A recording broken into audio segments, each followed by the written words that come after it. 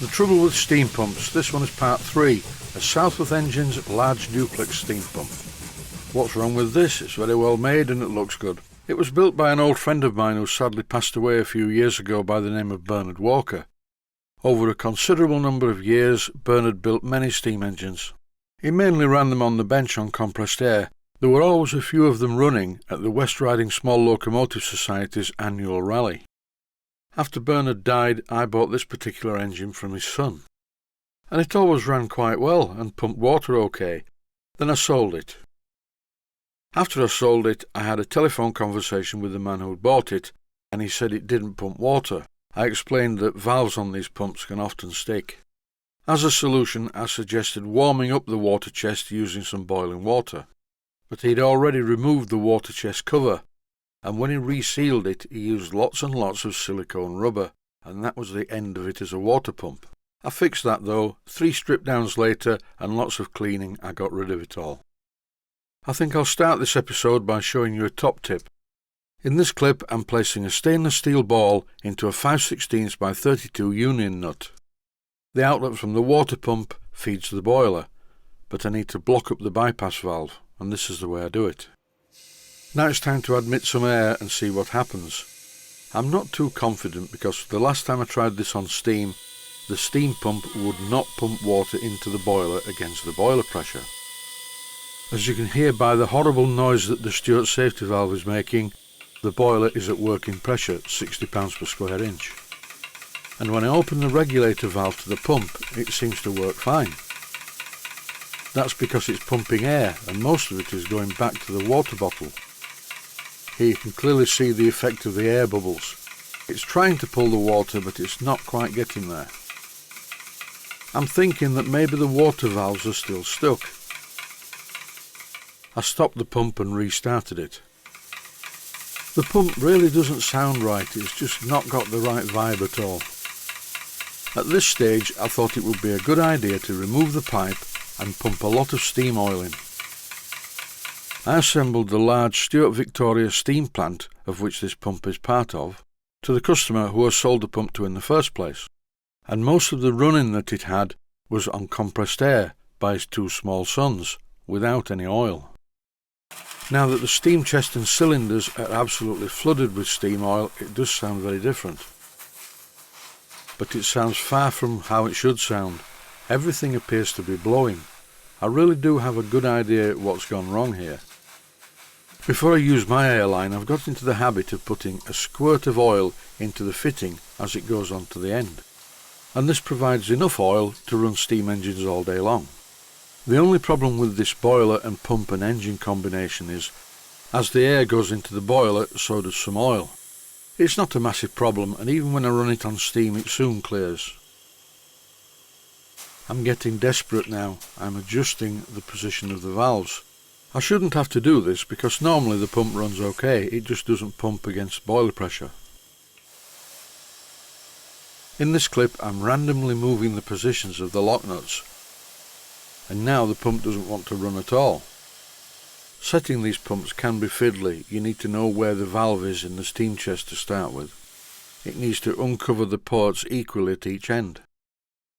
It's time to look inside. I'm removing the nuts around the steam chest cover studs. That was quick, they've all gone. And here I'm carefully removing the gasket, being very careful not to tear it. Inside the steam chest, this is what I found. 2 slide valves, and it was just what I expected. The slide valves must be really worn because the port face is very badly scored. These pumps are more complicated than they look. This is a duplex pump or a 2-cylinder pump.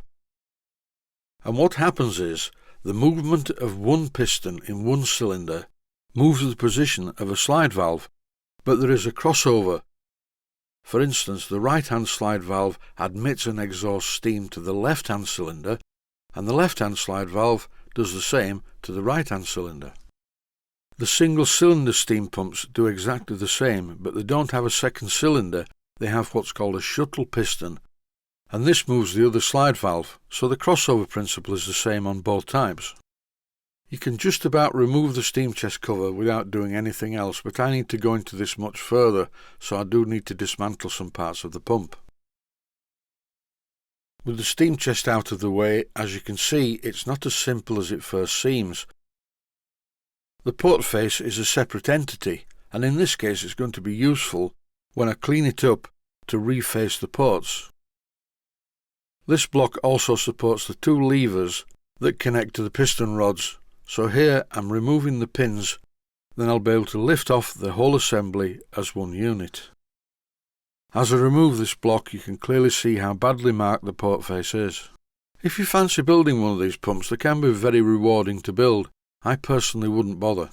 I would say they are definitely not for beginners. Look at the milling underneath this port block. Underneath the port block, fitted with a gasket, is a metal plate. And underneath that is another gasket, and you can clearly see some milling underneath the gasket. I broke through the soggy gasket over the milled ports in the top of the cylinder. I was concerned that the soggy gasket may block the ports. Once I'd done this, I replaced the metal plate. These gaskets look serviceable, so I'm going to leave them as they are, and when I refit the pump back together, I will use some gasket compound with the gaskets, but not silicone based. Look at the state of these valves. That's what happens when you don't use any lubrication. The water chest end of the pump isn't too bad, because the water that flows through it is the lubricant. But at this end, there's absolutely no lubrication. There's been a bit recently because my air line contains oil, and I've pumped oil in using my oil can. In common with all slide valves, it is very important that the slide valves do not stick to the driving blocks. They need to have some float because it's only the pressure of the steam or compressed air that holds them to the port face. But in this case, even when the steam or air pressure is holding the valves against the port face, the steam or air pressure will be leaking to exhaust all the time because they're so badly scored. And that is probably why the pump was capable of pumping water around a circuit from a tank back to a tank, but when asked to pump it into the boiler against boiler pressure, there wasn't enough power. All that was happening was a continuous blast of air going up the chimney, and the pump was incapable of feeding the boiler, which it used to do without any problems when I first put this plant together.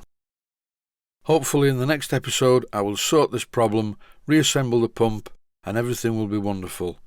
The birds will start singing and the sun will come out and it will work and pump water into the boiler. But that's it for now. As always, stay healthy, thanks for watching, and I hope you found it useful. Please take the time to visit my Mainsteam Models website and click on the section of the website that says Video Playlists. And by doing that, you can find other videos that you may like to watch. And by using the playlists, you can actually watch the videos back to back.